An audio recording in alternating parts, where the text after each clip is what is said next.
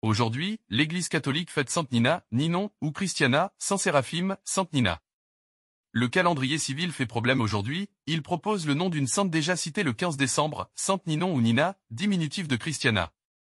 L'Église en Occident en fête mémoire le 15 décembre et les églises d'Orient la célèbrent en ce 14 janvier. La même sainte porte ce double nom, puisque Nina est le diminutif de Christiane qui signifie « la chrétienne ». Christiana était une jeune chrétienne du IVe siècle. On ne sait pas exactement son origine. Au dire de Ruffin, ami de Saint Jérôme, elle aurait été emmenée captive en Géorgie, au sud de la Russie. Sa légende rapporte qu'elle menait une vie pénitente et retirée.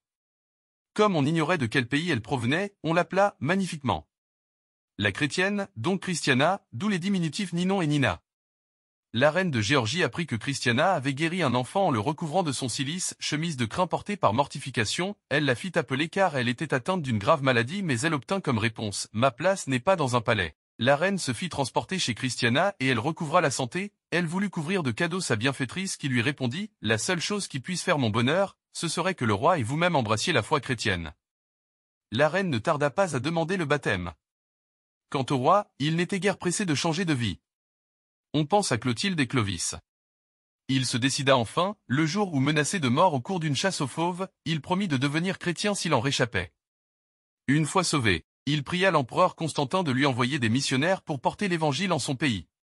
Saint Séraphime. Né en 1759, Séraphime se fait moine au monastère de Sarov, près de Tambov, puis devient ermite et ascète dans une forêt voisine pendant 25 ans. Blessé par des brigands et guéri miraculeusement par la Vierge Marie, il est rappelé et renfermé dans une cellule en son monastère. La Mère de Dieu l'en délivre pour qu'il se consacre à la mission de starets, guide spirituel. C'était en 1825. Dès lors, de toute la Russie, on accourt à Sarov pour obtenir de lui prière et guérison. Séraphime, ou Séraphin, dont le nom signifie en hébreu brûlé, accueillait tous ses pèlerins par le salut pascal, ô ma joie, Christ est ressuscité.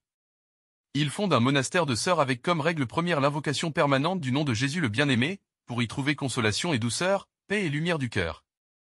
Séraphime de Sarov rejoint la vision de Dieu en 1833. Paul Evdokimov a écrit de lui « Ce saint est comme l'icône de la spiritualité de l'orthodoxie. Il en rassemble toutes les formes passées et lui ouvre des voies nouvelles axées sur la transfiguration par l'esprit et son témoignage au cœur du monde. » Évangile de Jésus-Christ selon saint Marc. En ce temps-là, comme les disciples de Jean le Baptiste et les pharisiens jeûnaient, on vint demander à Jésus « Pourquoi, alors que les disciples de Jean et les disciples des pharisiens jeûnent, tes disciples ne jeûnent-ils pas ?» Jésus leur dit « Les invités de la noce pourraient-ils jeûner, pendant que l'époux est avec eux? Tant qu'ils ont l'époux avec eux, ils ne peuvent pas jeûner. Mais des jours viendront où l'époux leur sera enlevé, alors, ce jour-là, ils jeûneront. Personne ne raccommode un vieux vêtement avec une pièce d'étoffe neuve, autrement le morceau neuf ajouté tire sur le vieux tissu et la déchirure s'agrandit. Ou encore, personne ne met du vin nouveau dans de vieilles outres, car alors, le vin fera éclater les outres, et l'on perd à la fois le vin et les outres. À vin nouveau, outre neuve. Acclamons la parole de Dieu. Louange à toi Seigneur Jésus.